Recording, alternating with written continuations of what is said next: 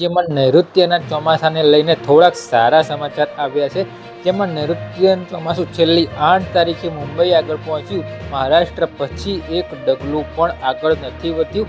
આજે 8 પછી 9, 10, 11, 12 અને આજે 13 તારીખ થઈ, પરંતુ એક ડગલું પણ ચોમાસું આગળ નહોતું વધ્યું. પણ હા, એટલી વાત ચોક્કસથી છે કે જેવી રીતે આપણે 12 તારીખનો વિડીયોમાં માહિતી આપી હતી કે ચોમાસું હવે થોડીક ઝડપ નિષ્ક્રિય રીતે પણ ધીરે ધીરે તે છે આગળ વધશે. તે મુજબ લગભગ રાતના 2:30 કે રાતના 2:33ની આજુબાજુનો સમયગાળો હતો અને જે ચોમાસું છે તે એકદમ ધીરી ગતિએ આગળ વધ્યું છે અત્યારે હાલ. અને જે ચોમાસું છે એકદમ ધીમી ગતિએ નિષ્ક્રિય રીતે આગળ વધ્યું છે.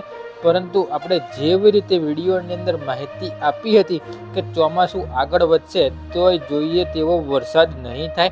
વાવણી છે તે 3 તબક્કામાં થશે. તેવી જ રીતે અત્યારે હાલ ચોમાસું ચોક્કસથી આગળ વધ્યું છે. ચોમાસું નિષ્ક્રિય રીતે આગળ વધ્યું છે અને દક્ષિણ ગુજરાતના ભાગો તરફ આગળ વધ્યું છે. વલસાડ સુધી પહોંચશે. વલસાડ સુધી પહોંચ્યા પછી પણ જે વરસાદની તીવ્રતા છે તે વધારે જોવા નહીં મળે અને મોટા ભાગના વિસ્તારોની અંદર જ વાવણી થશે, જેમાં 3 તબક્કામાં વાવણી થશે. આ રીતની પણ વાત કરી હતી. પવનના સ્પીડની વાત કરી લઈએ. પવનની જે સ્પીડ છે તે અત્યારે હાલ પવનની ખૂબ જ સ્પીડ વધારે જોવા મળી છે. 32 થી લઈને 35 કિલોમીટર પ્રતિ કલાક, તો દરિયાઈ કિનારાના ભાગોમાં લગભગ 36 થી લઈને 40 કે 42 કિલોમીટર પ્રતિ કલાકની ઝડપે પવનો ફૂંકાઈ રહ્યા છે હાલ પૂરતા. અને આ જે પવનો છે તે જે હદ કરતાં ખૂબ વધારે માત્રામાં ફૂંકાઈ રહ્યા છે. નોર્મલ પવનો કરતાં પવનની સ્પીડ છે તે પણ અત્યારે હાલ ખૂબ જ વધારે માત્રામાં ફૂંકાઈ રહ્યા છે. બીજી બાજુ ગરમી અને ઉકળાટનું પ્રમાણ વધારે જોવા મળ્યું છે. બફારો તાપમાનમાં નોર્મલ તાપમાન હોવા છતાં પણ એવું ફીલ થઈ રહ્યું છે. 45 ડિગ્રી પ્લસ તાપમાન છે.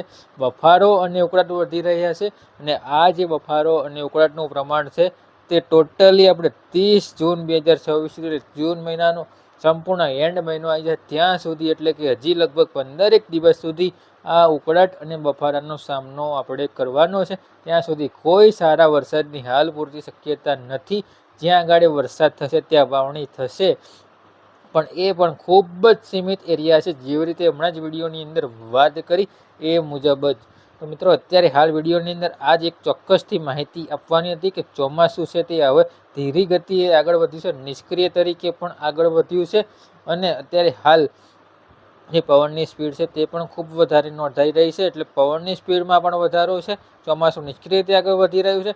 ગરમી તાપમાનમાં ઉકળાટનું પ્રમાણ પુષ્કળ માત્રામાં વધી રહ્યું છે અને ભેજવાળા જે પવનો છે તેના કારણે ઉકળાટનું પ્રમાણ હજી ખૂબ જ વધારે જોવા મળી રહ્યું છે. મિત્રો, બાકી વિડીયોની અંદર વિશેષ માહિતી અત્યારે આટલી જ. બાકી જે પણ બી વિશેષ માહિતી હજી પણ અપડેટ આવશે તેનો નેક્સ્ટ વિડીયોની અંદર માહિતી આપીશું.